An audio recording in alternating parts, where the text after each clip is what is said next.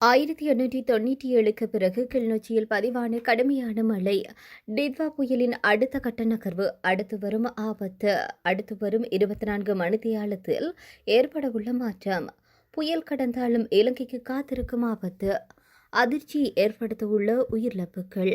மக்களுக்காக முன்வந்துள்ள அனைவருக்கும் நன்றி தெரிவித்த ஜனாதிபதி.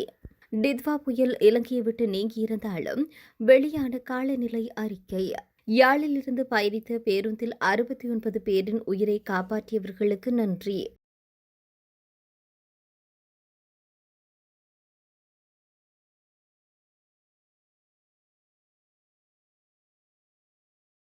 இன்று காலை 6 மணியுடன் முடிவடைந்து கடந்த 24 மணி நேரத்தில் கிளிநொச்சியில் புளியம்பொக்குனை பகுதியில் அதிகபட்சமாக 274 மில்லிமீட்டர் மழை பதிவாகியுள்ளதாக வானிலை ஆய்வுத்துறை தெரிவித்தது.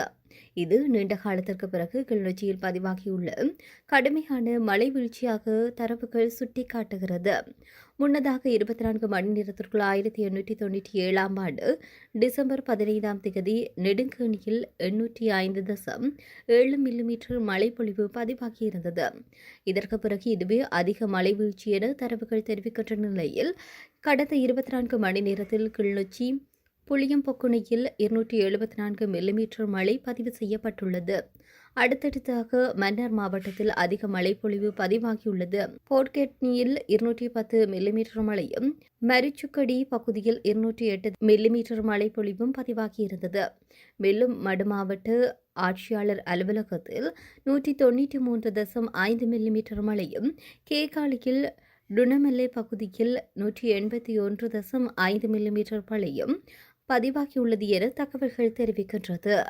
டிட்வா சூறாவளியானது தற்போது யாழ்ப்பாணத்திலிருந்து வடக்கு திசையாக சுமார் 130 கிலோமீட்டர் தொலைவில் நிலை கொண்டுள்ளது. இது வடக்கு மற்றும் வடமேற்கு திசையை நோக்கி நகர்வதுடன் அடுத்து வரும் 24 மணித்தியாலத்தில் தமிழ்நாட்டு கடலையை சென்றடையும் என எதிர்பார்க்கப்படுவதாக சிரேஷ்ட வானிலை அதிகாரி முகமது சாலிகின் குறிப்பிட்டார். மேலும் நாட்டில் நிலவுகின்ற மழையுடனான வானிலை இன்று முதல் குறைவடையக்கூடும். வடக்கு, வடமத்திய, வடமேல், மேல் மற்றும் சப்ரமுக மாகாணங்களிலும் அத்துடன் காலி, மாத்தறை, கண்டி மற்றும் நுவரெலியா மாவட்டங்களிலும் இடைக்கிடையே மழை பெய்யக்கூடும். வடக்கு, வடமத்திய மற்றும் வடமேல் மாகாணங்களிலும் அத்துடன் திருகோணமலை மாவட்டத்திலும் மணித்தியாலத்திற்கு சுமார் 50 தொடக்கம் 60 கிலோமீட்டர் வேகத்தில் அடிக்கடி பலத்த காற்று வீசக்கூடும். பலத்த காற்றும் மின்னல் தாக்கங்களும் ஏற்படக்கூடிய சந்தர்ப்பங்களில் பொதுமக்கள் அவதானத்துடன் செயல்படுமாறு கேட்டுக் கொள்ளப்படுகின்றனர். டிட்வா சூறாவளியின் தாக்கத்தின் காரணமாக திருகோணமலை தொடக்கம் காங்கேசந்துறை மன்னார் ஊடாக புத்தளம் வழியான கரையோரத்திற்கு அப்பாலுள்ள கடல் பிராந்தியங்களில் மணித்தியாலத்திற்கு சுமார் 50 தொடக்கம் 60 கிலோமீட்டர் வேகத்தில் பலத்த காற்று வீசக்கூடும். இந்த கடல் பிராந்தியங்களில் காற்றில் வேகம் மணித்தியாலத்திற்கு சுமார் 70 கிலோமீட்டர் அதிகரித்து காணப்படும். இதேவேளை இந்த கடல் பிராந்தியங்கள் மிகவும் கொந்தளிப்பாக காணப்படும். ஆகையினால் குறிப்பிட்ட இந்த கடல் பிராந்தியங்களுக்கு மறு அறிவித்தல் வரையில் மீனவர்களும் கடல்சார் ஊழியர்களும் செல்ல வேண்டாம் என அறிவுறுத்தப்படுகின்றனர். நாட்டை சூழவுள்ள ஏனைய கடல் பிராந்தியங்களில் மணித்தியாலத்திற்கு சுமார் 50 கிலோமீட்டர் வேகத்தில் அடிக்கடி ஓரளவு பலத்த காற்று வீசக்கூடும். இவ்வாறான சந்தர்ப்பங்களில் இந்த கடல் பிராந்தியங்கள் ஓரளவு கொந்தளிப்பாக காணப்படும். நாட்டை சூழ உள்ள கடல் பிராந்தியங்களில் கடல் அலையானது 2.5 தொடக்கம் 3 மீட்டர் உயரத்திற்கு மேலெழக்கூடும். இடியுடன் கூடிய மழை பெய்கின்ற சந்தர்ப்பங்களில் பலத்த காற்று வீசுவதுடன் அந்த வேளைகளில் கடல் பிராந்தியங்களில் தற்காலிகமாக மிகவும் கொந்தளிப்பாக நிலையில் காணப்படும் என தெரிவிக்கப்படுகின்றது. கடந்த சில நாட்களாக கோரத்தாண்டவமாடி இலங்கையின் காலநிலை வரலாற்றில் முன்னெப்போதும் இல்லாத அளவிற்கு மிக அதிகமான பாதிப்புகளை ஏற்படுத்திய டிட்வா புயல் தற்போது இலங்கையை விட்டு முழுமையாக வெளியேறி தற்போது தமிழ்நாட்டின் காரைக்காலுக்கு மேற்கே நிலை கொண்டுள்ளது. இன்னும் ஒரு நாள் டிட்வா இலங்கையில் நிலைத்திருந்தால் மாபெரும் பேரழிவுகள் இலங்கையில் நிகழ்ந்திருக்கும்.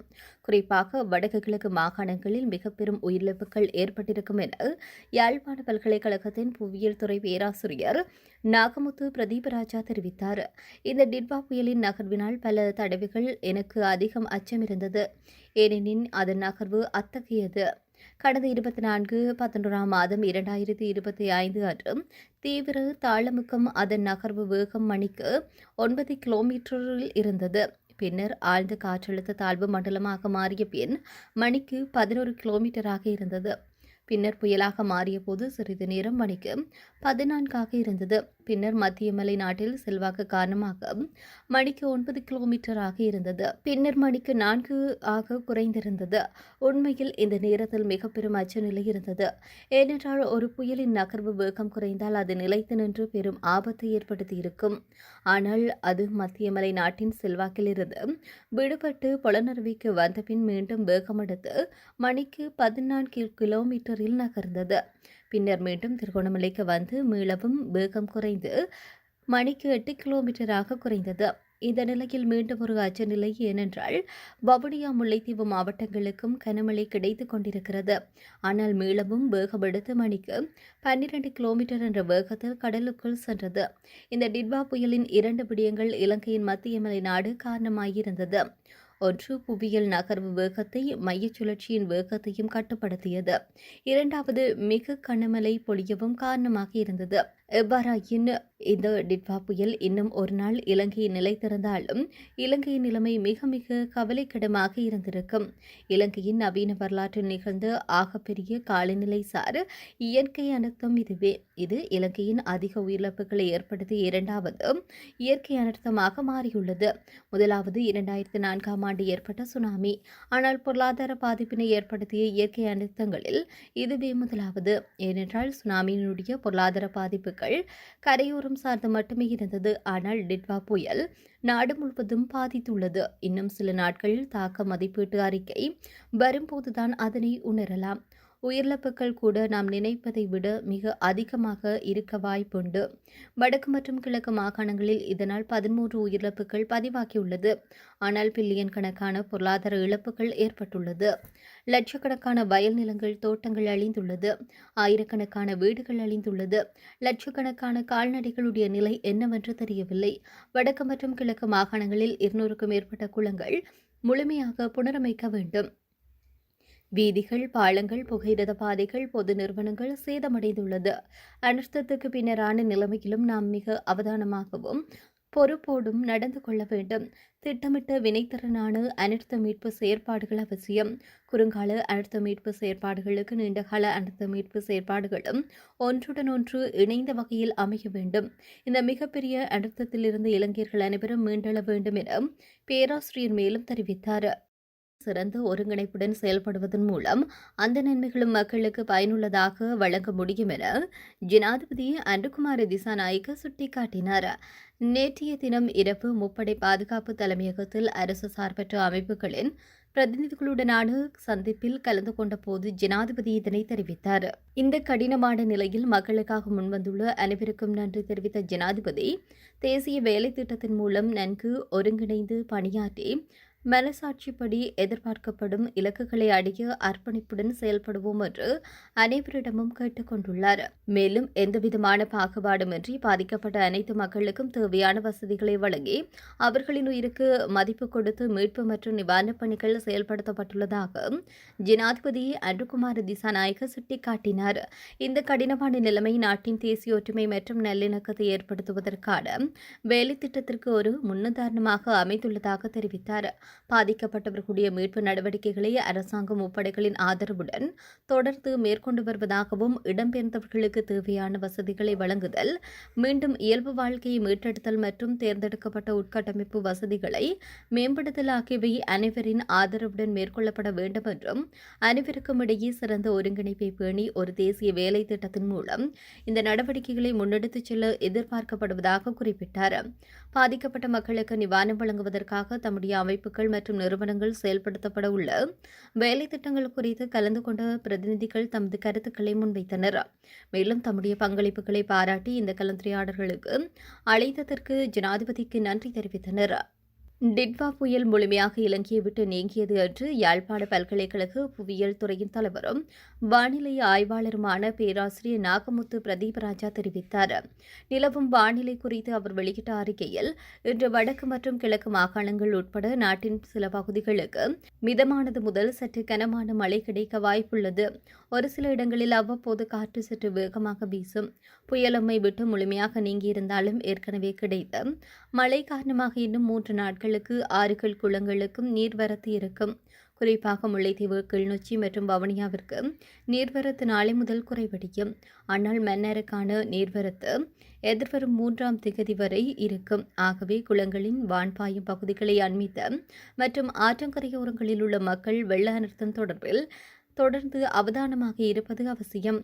வடக்கு, மேற்கு மற்றும் கிழக்கு பகுதி கடல்கள் கொந்தளிப்பான நிலையில் காணப்படும் என்பதனால் கடற்றொழிலாளர்கள் கடலுக்கு செல்ல வேண்டாம். ஆனாலும் இந்த புயலோடு தொடர்புடைய வானிலை சார்ந்து இனி அச்சப்பட எதுவுமில்லை. கடந்த சில நாட்களாக கோர தாண்டவமாடி இலங்கையின் காலநிலை வரலாற்றில் முன்னெப்போதும் இல்லாத அளவிற்கு மிக அதிகமான பாதிப்புகளை ஏற்படுத்திய டிட்வா புயல் தற்போது இலங்கையை விட்டு முழுமையாக வெளியேறி தற்போது தமிழ்நாட்டின் காரைக்காலுக்கு மேற்கே நிலை கொண்டுள்ளது. இன்னும் ஒரு நாள் டிட்வா இலங்கையில் நீடித்திருந்தால் மாபெரும் பேரழிவுகளை இலங்கையில் நிகழ்த்திருக்கும். குறிப்பாக வடக்கு கிழக்கு மாகாணங்களில் மிக பெரும் உயிரிழப்புகள் ஏற்பட்டிருக்கும் என தெரிவித்தார்.